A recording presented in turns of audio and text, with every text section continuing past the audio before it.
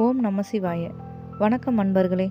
இன்றைய ஆன்மீக பதிவில் மருதாணி மரத்திற்கு சீதாதேவி அளித்த வரத்தை பற்றி தெரிந்து கொள்வோம். ஸ்ரீராமரும் சீதாதேவியும் வனவாசத்தில் இருக்கும் பொழுது ராவணன் சீதாதேவியை கவர்ந்து சென்று இலங்கையின் ஒரு மலர்ச்சோலையில் சிறை வைத்தான். அந்த மலர்ச்சோலையில் சீதையின் உள்ளம் ராமனை பிரிந்த வருத்தத்தில் அனலாய் கொதித்தது.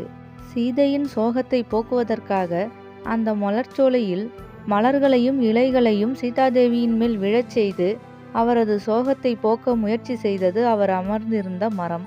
சீதாதேவியின் வருத்தத்தையும் சோகத்தையும் தணித்த அந்த மரம் அசோக மரம் என்று அழைக்கப்படும் மருதாணி மரமாகும். அந்த மரமானது ஸ்ரீராமர் எப்படியாவது சீதாதேவியை மீட்டுச் செல்ல வேண்டும் என்று பகவானை பிரார்த்தனை செய்தது. அந்த பிரார்த்தனையும் நிறைவேறியது. அசோகவனத்தில் சீதாதேவி சிறையிலிருந்து விடுபட்ட போது அந்த மரங்கள் சீதாதேவிக்கு பிரியா விடை கொடுத்தன. அப்போது சீதாதேவி மருதாணி மரங்களை பார்த்து, உங்களுக்கு என்ன வரம் வேண்டும் என்று கேட்டார்.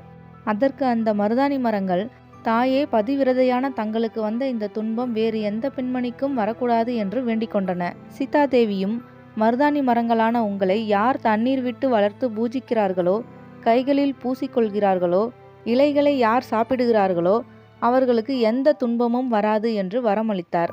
ஆகவேதான் திருமணம் போன்ற சுப நிகழ்ச்சிகளில் மருதாணி இலைகளை பறித்து அரைத்து கைகளில் பூசிக்கொள்கிறார்கள். சீதாதேவி மருதாணி மரத்திற்கு வரமளித்த நன்னாளே அசோகாஷ்டமி ஆகும். பங்குனி மாதம் அமாவாசை திதி முடிந்து 8ஆம் நாளில் வரும் அஷ்டமி திதிக்கு துன்பத்தை போக்கி இன்பத்தை தரும் சக்தி உள்ளது. அந்நாளில் சுத்தமான இடத்தில் மருதாணி செடியை நட்டு தண்ணீர் ஊற்றி 3 முறை வலம் வந்து வழிபடலாம். சோகம் என்றால் துன்பம், அசோகம் என்றால் துன்பத்தை நீக்குதல் என்று பொருள்படும். சீதாதேவியின் துன்பத்தை நீக்கிய மரம் மருதாணி மரம் என்பதால் அதனை அசோக மரம் என்றும் அழைக்கிறார்கள். அசோகாஷ்டமி நன்னாளில் சீதாதேவியையும் மருதாணி மரத்தையும் வழிபட்டு நன்மை பெறுவோம்.